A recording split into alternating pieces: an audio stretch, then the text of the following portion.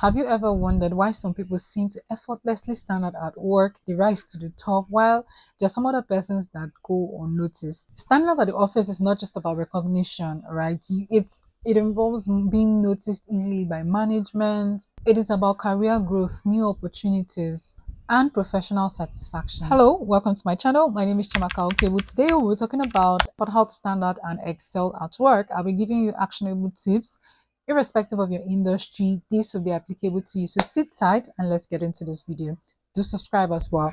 Now let's start. First, you need to be a master in your role. Irrespective of whether you're entry level, whether you already have experience, you need to be a master in your role and be humble while being a master. Find that balance. Before you can stand out, you need to be exceptional at the basis, your core responsibility. You need to be a subject matter expert such that your boss can always rely on you. If for anything he has clashing meetings, he can always say, oh no, send Chamaka there. Okay, send Shade. Shade will be representing me. Can that be done irrespective of your level? Your supervisor should be able to trust you. It is very well appreciated by companies if you're someone who gets the job done. You're somebody who delivers within deadlines. Like if you say this thing will be done on the 12th, you are doing that. You're giving them results on that 12th. You would never go unnoticed. That's just the thing. You would never be unnoticed. People would know you for that person that delivers within deadlines. There are certain people you work with and you're like, if Chamaka tells you 12, don't worry, allow her. There are certain people that will give you deadline. You will negotiate heaven and earth with them because you know that they are just dragging your work. But if your deadlines are reasonable and you are meeting it, you're meeting milestones, like you they deliver results, you would excel, you will stand out, you would be noticed by top management. But one thing is you need to be able to brag about your work. Because sometimes you might have manager that you might have been working in a team that, so you need to be able to brag about your work within the right space. Now when I say brag, you're not going to do it in such a way that it's somehow right. I'm saying that you cannot be behind the scene. You're a data analyst, you've analyzed the data, it's time to present, you are shy, you don't want to present, you want somebody else to present. It would only take you so far. But if you're able to do the work, and because you've done the work, presenting is just part of it. You're able to speak eloquently, you're able to talk about that data, and at every point in time, no mistakes, no error, you're not cooking beans. There is no way you will not be noticed. Don't overpromise and then underdeliver just because you want to be that person. You're not telling them, don't worry, you know that this work will take you 5 days. You're not saying it will take you 2 days. No, don't underpromise, don't overpromise and underdeliver. Instead, usually what people do is if it will take you 5 days, tell them it will take you 6 days so that you can be that person that is meeting deadlines. In case of anything, you need to make provision for miscellaneous, I forgot what they call it, things that you did not account for, unforeseeable circumstance. You need risk and all of that. You need to be able to account for that just in case, right? Your relationship with people has to be top notch. See, having good relationship with your colleagues even across other departments helps you in having shorter turnaround time, because you can be working on something but it has a lot of dependencies, but because people know you, you're friends with them, they like you, they will prioritize your own work over other people. It's something that is very common in the workplace. They'll tell you that, okay, your work will take 5 days. But like, go and tell your boss it will take 5 days, so it take 5 days because they have other things that they're doing. But if they know you, they bring it down, except it's something that they can't. So it means that your blockers, your dependencies, they are being shortened. Your turnaround time is being shortened because people are helping you. You're eventually legally cutting corners in the workplace. Like your relationship is speaking for you, your personality is speaking for you. You need to be a problem solver. Do not be that person who is always pointing out problems. So if you are telling somebody about a problem, right? This is one workplace tip. As you are talking about the problem, you should be able to provide solution to that problem. My previous MD, as you are talking about the problem, is asking you, "Bah, so what are we doing about it?" It used to be so annoying. But you want to be that person who's not just always having negativity to say. You need to be a problem solver because at the end of the day, that's why we're all employed. So this shows initiative and leadership. Bringing solution to the table shows that you can be trusted. you are a valuable asset to the team. Now, also to explain something, we're all employees, not all of us are assets. Not all of us are assets. Some of us are just employees, others are assets. Do you know that within companies there are people we call key man risk? Yeah, it means that you know so much, you're so knowledgeable that if they pick you out of that team, there's problem. If you resign today, there is problem. You may not know who is the key man. No, at some point you would know, of course, but it's an assessment that every sensible company does to know if they have key man risk. All right, if all of us are knowledgeable, then there's no key man risk. Key man risk means that maybe we're 10 in a team and only one person or two people know exactly what they are doing, know it to the core, know about the company. There's problem because if those two people resign, we are eight, but eight of us cannot hold that team. But if the age resign and you have only two people, they can hold down that, they can keep the team going. I don't know if you get. So those guys are categorized as assets, while the rest of the eight are just employees on various levels. Maybe okay, good enough, excellent, okay. So always think about how a problem can be solved. Always think about solution. Always think from the point of resolution. Think of how processes can be improved, how they can be streamlined. And you might have a solution. Do not be afraid to speak up. That's another thing. So sometimes when you're relatively new to the team, you're scared, you don't want to speak up. Do not be afraid to speak up. Say your mind, say that thing you're about to say. You might not get the solution entirely, but people who have been there for a longer time, while you're in a meeting, while there's a brainstorming session, can then fine-tune that thing you've said to come up with the actual solution, right? Now build relationship across departments. We've talked briefly on this in Master Your Role. I cannot overemphasize because whatever you're doing is for the benefit of the company, right? Whatever your team is doing is for the benefit of the company. Whatever the next team is doing is for the benefit of the company. And at every point in time, there's always collaboration beyond your team. There's always collaboration outside your team. It involves you, other people. Say you are in IT, you are collaborating with maybe HR, finance, somebody. You need those guys. You need to build that relationship. And more importantly, when you're connected to the broader group, the broader group of people that make up the company, the broader set of colleagues, it helps you better understand the company as well. Because one of the things you need to succeed in corporate is beyond your job role, you need to understand your company. I am someone who always I need for me to work with you, I need to be able to connect with your company's slogan, your company's mission, your company's vision statement, right? That's the only way it helps me sort of when I'm being assigned work, maybe because I'm in product, but when I'm working on a solution or I'm ideating, I always keep it in my head that this is the broader goal, this is the broader objective.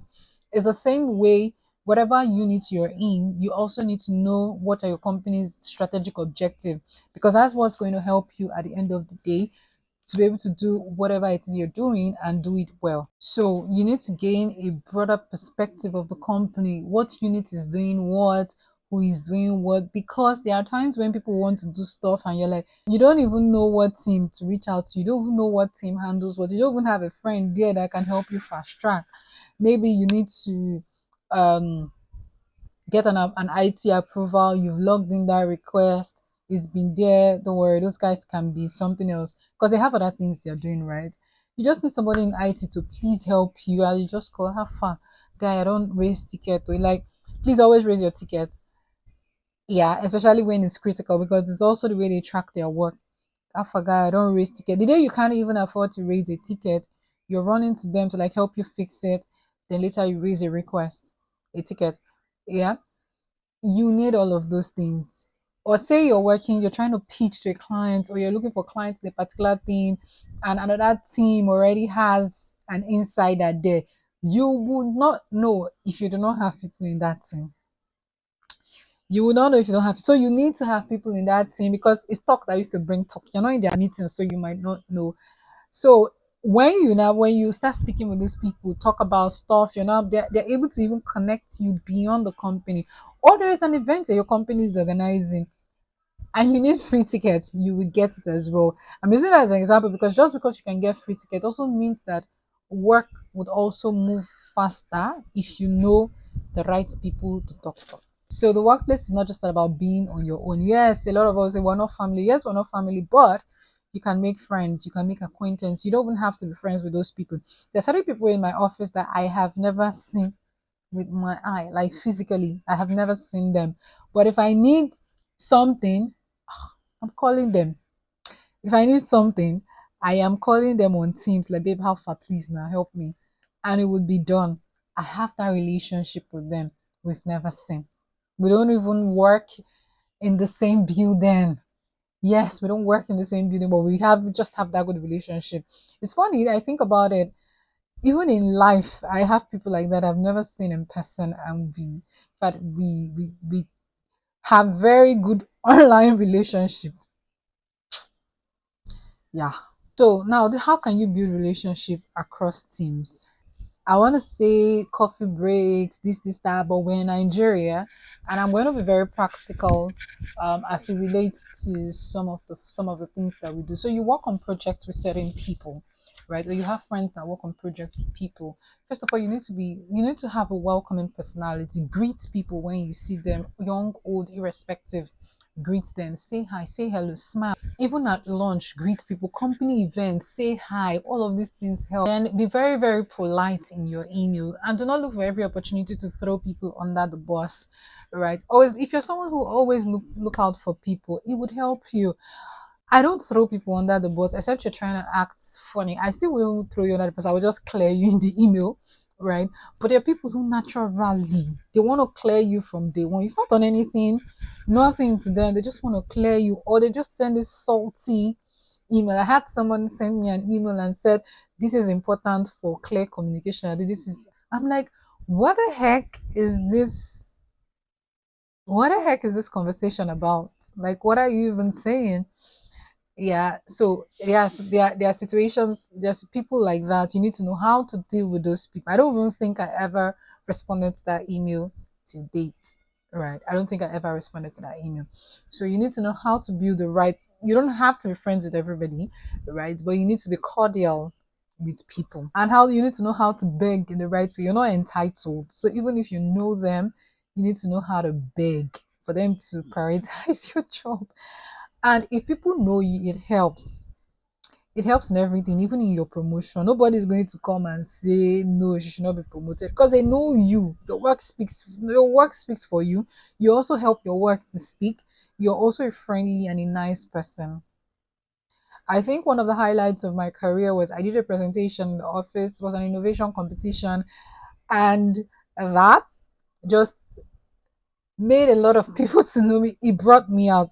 It was a competition. We were four on my team within my company, and my boss was the one who just came. I was like, okay, there's this innovation competition, innovations team, chamaka, so I ended up doing the presentation along with my colleagues. I think we came second, but after that stuff, the only way people were able to talk about me or to describe me was that girl that did the presentation.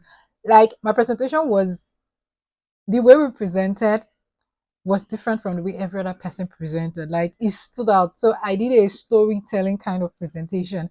And then it stood out. So today you see here some people calling me Mrs. Abitola, Mrs. Shola, something. I can't remember the name I used here because it was a storytelling. They were able to retain that story. And it went along with me. When people want to describe me, that's how they go. That girl at the innovation competition in the company. Yeah, so that's how a lot of people started describing me. That's how I became popular in the group. Now you need to be able to seek feedback and act on it. Just because you're doing everything you think you ought to do doesn't mean you're doing everything you ought to do. Or it doesn't mean you're doing everything the right way. It doesn't mean you cannot improve. So you need to be able to seek feedback from your colleagues, from your line manager, your supervisor. So the feedback they might give to you could be personal, it could be work related, like your actual job role. But ultimately, it will help you improve, and you'll be seen as someone who wants to actually learn, someone who wants to do the work, right? So always have that regular check-ins with your boss, with your peers for constructive feedback. Also, when you receive feedback, act on it. It's one thing to ask for feedback, it's another thing to act on it. When you do not act on it, There's no reason why you're seeking feedback. Don't not seek it just for validation, just because I said seeking feedback is good and you're not seeking feedback. No, seek feedback and act on it. It helps you become better, right? If you seek feedback from me and you do not act on that feedback, and it's a critical one, when you come the next time, I'm not likely to give you my opinion on what I think. It doesn't mean that everybody's going to be right about you. So people are just know how to filter, but let it help you become a better person and not worse. Right. Take initiative beyond your job description. Do not bite me. Just hold on. You need to be able to go the extra mile to do stuff. I know how we talk about corporate shake, we talk about doing sometimes the barest minimum, how corporate is tiring. But if you want to grow, you cannot grow just by doing exactly what your job description says, and then you say, no, this is not my job description, because your company will value you more if you're seeking to achieve company goals, irrespective of the unit you're in. I'm not saying do high service, I'm not saying do over sabi. Taking initiative is usually rewarded with promotion, but you want to be careful when taking initiative. Know the one that is within. Always get permission, right, to do those things that you want to do, especially if it is risky. But taking initiative could be you're working on something, you've identified the risk involved, and then you're at a goal. Maybe it wasn't something you identified initially, you're at a goal or a no go.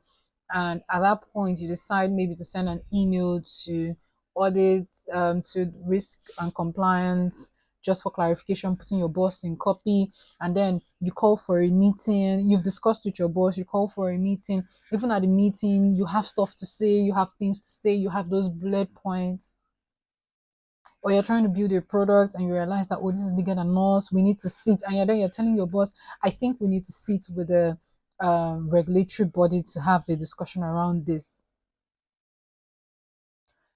Like you need to, even at your level, you need to be thinking like a C-suite. What would your boss do if your boss is in that level? Except your boss is somebody who doesn't work, right? But if you have sensible work, what should a boss do? If you were a manager, what would a manager normally do? You cannot just sit and say, "I no concern me, oh. Let people that they are paying the money go and do the work." I have been in both situations. By the end of the day, you will still end up performing. That's the word, because we do not breed low performers on this channel. I'm sorry, we do not breed employees that are doing barest minimum. We know what we want to achieve, and we're trying to achieve them without being used, right? So just because I'm saying this doesn't mean you let yourself be used. But if you think it's beneficial to you, while the person is thinking they're using you, you are learning. But yeah, back to the point. So be ready to always take initiative, show that you are outstanding. Do not take risk on behalf of your company. You would so regret it. I've said in my previous video, the company thinks about itself first. Always remember that. But it is okay to take initiative. Always carry your boss along as well. And that is how you get promoted. Imagine identifying a gap in company's process and preferring solution, calling for a meeting with everybody. Corporate loves that. Okay, so stay adaptable and open to learn. The workplace is constantly changing. You need to be that employee that is not finding it hard to adapt to new technologies, new rules, and all of that. No, you have to be able to adapt. You have to show that you know the latest technology. You know these things are proven things. You know the latest technology. You know what is happening. You are in the game.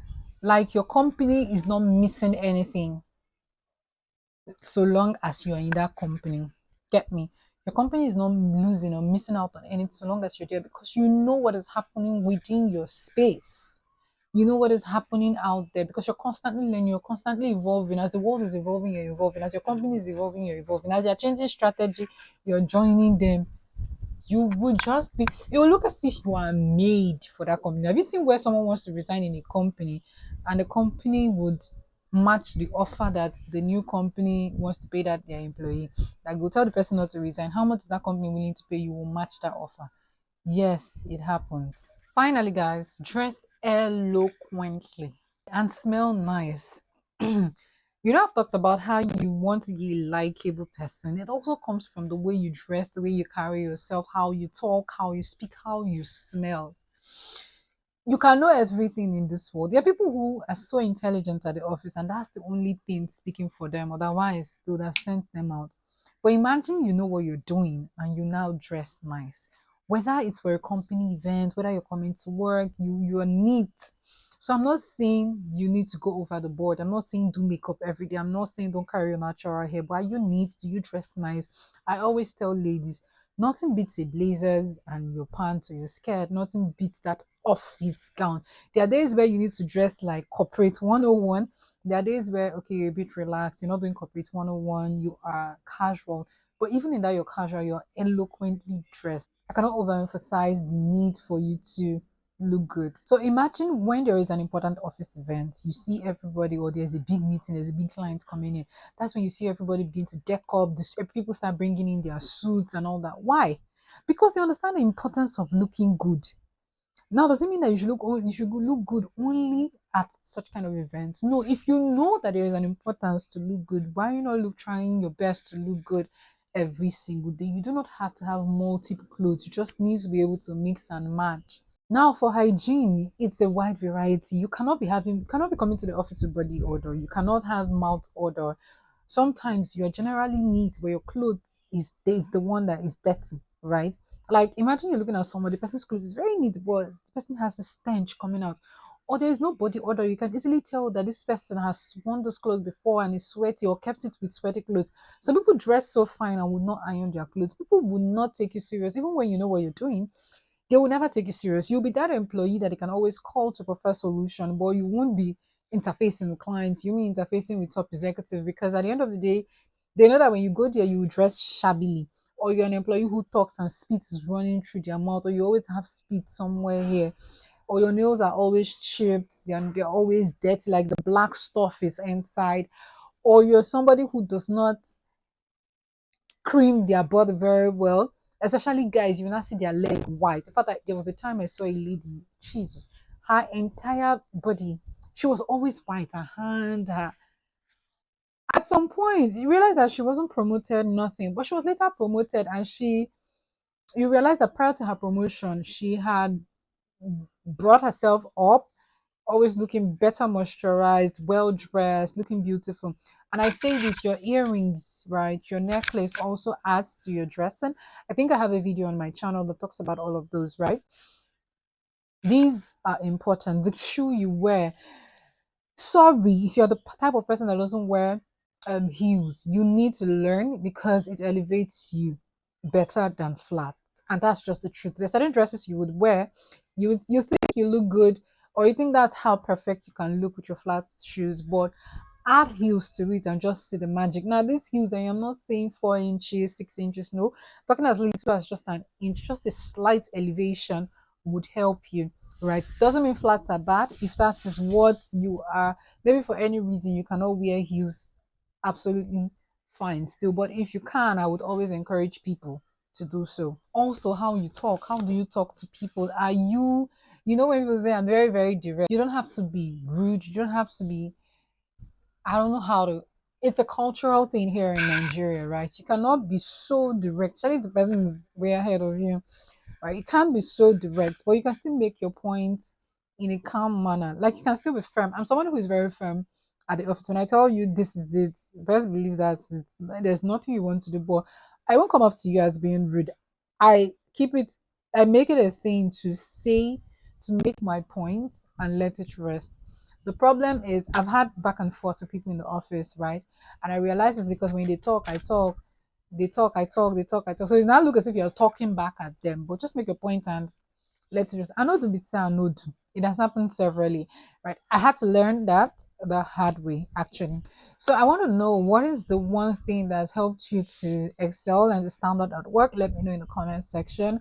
And what are some of the tips you would be implementing today in your work life? Okay, we've come to the end of this video. My name is Chiamaka Okebo. Once again, I'm here to help you excel at work, to make you stand out, to make you that amazing employee that every single company needs. Remember that you want to be someone who is employable. You want to be an asset, meaning that if your boss is even leaving and is going to a different company, he wants you to go along with him. So you're mostly not even looking for a new job because the jobs are just landing at your feet. People are leaving and are calling you to come and join them, that kind of thing. Okay. So don't forget to like, comment, or subscribe. My name is Chiamaka Cable. I'm your girl, and I will see you in my next video. But for now, do take care and watch my other videos. Bye, guys.